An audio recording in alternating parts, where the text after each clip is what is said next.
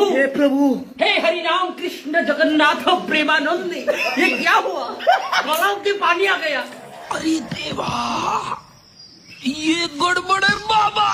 એ મિત્ર હું કરે તું?